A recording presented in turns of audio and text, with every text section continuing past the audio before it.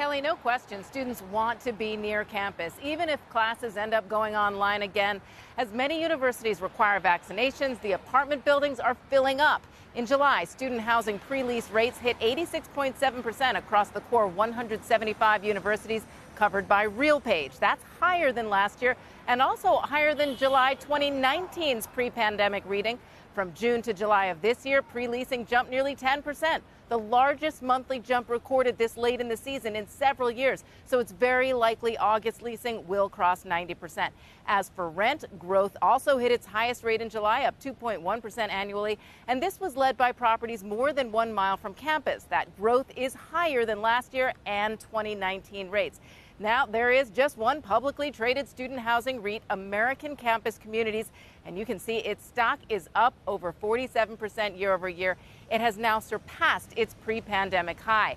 And another survey from Township, a Los Angeles-based real estate private equity firm, found roughly 70% of students remained in off-campus housing even after students transferred to online learning this past spring. So, Kelly, demand is not falling off at all. Even though these can be pretty expensive.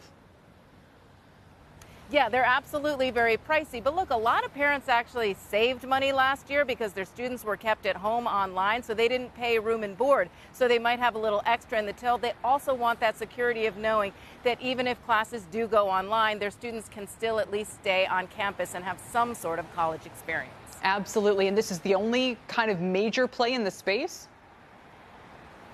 Well, ACC is the only publicly traded REIT. There is a lot of private equity, though, going into student housing, especially as the demand goes up. Yeah.